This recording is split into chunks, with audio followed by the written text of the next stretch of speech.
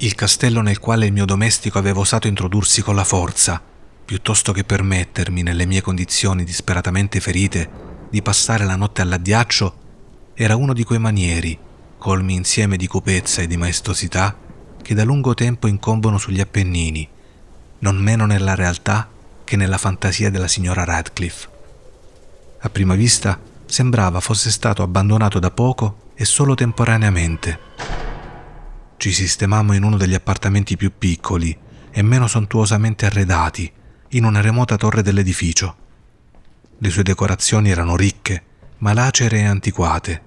Le pareti erano tappezzate di arazzi e adornate da molteplici e multiformi trofei araldici, insieme con un numero insolitamente elevato di dipinti moderni, vivaci e pieni di slancio, in ricche cornici dorate a motivi arabeschi.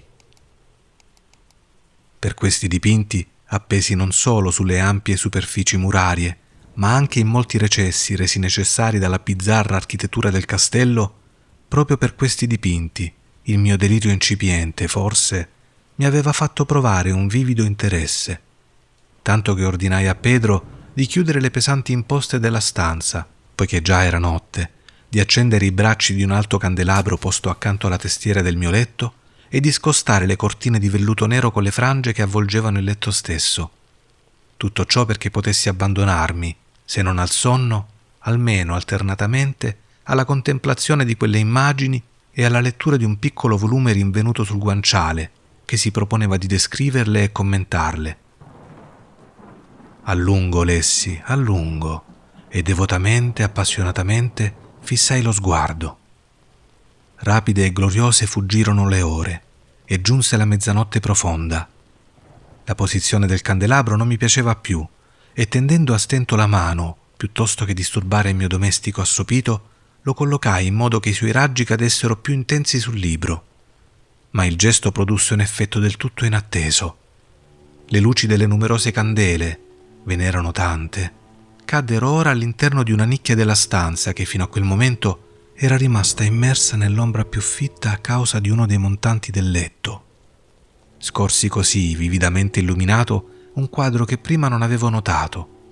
Era il ritratto di una giovane fanciulla sul punto di sbocciare nella donna. Lanciai uno sguardo frettoloso al dipinto, poi chiusi gli occhi. Il motivo per cui lo feci non fu chiaro inizialmente neanche a me, ma mentre le palpebre restavano chiuse, passai in rassegna nella mente la ragione di quel gesto.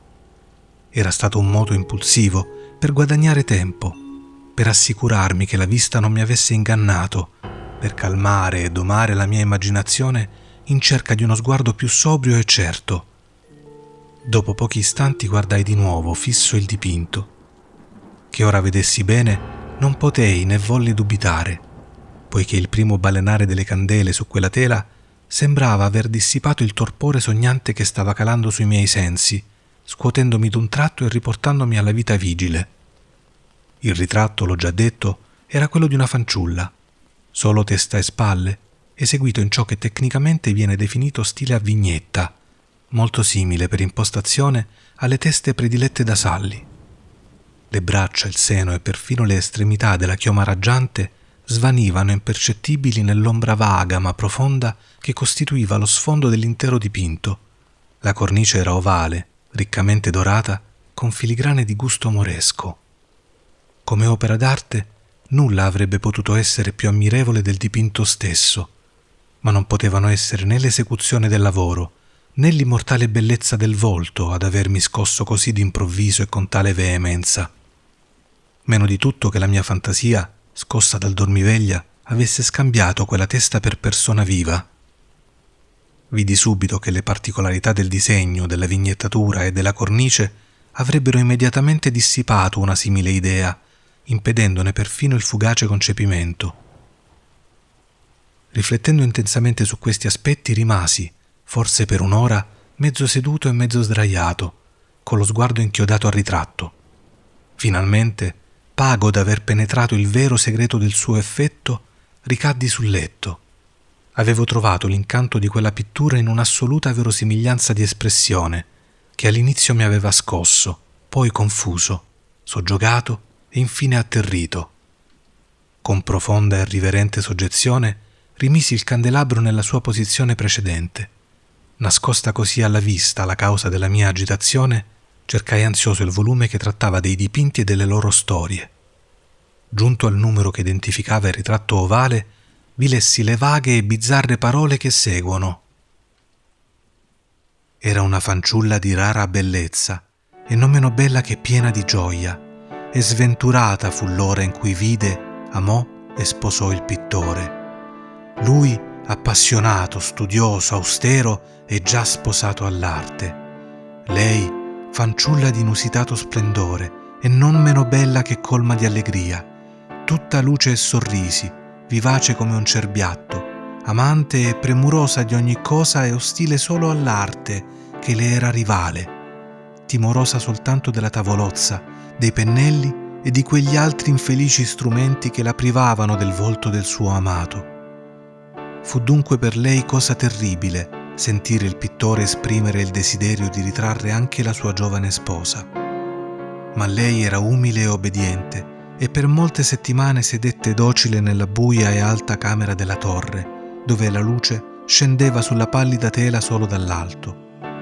Ma lui traeva gloria dal proprio lavoro, che procedeva di ora in ora e di giorno in giorno. Ed era un uomo passionale, selvaggio e lunatico, che si perdeva nelle sue fantasticherie, tanto da non voler vedere che quella luce, così spettrale in quella solitaria torre, stava inaridendo la salute e lo spirito della sua sposa, che sfioriva visibilmente agli occhi di tutti, tranne che ai suoi.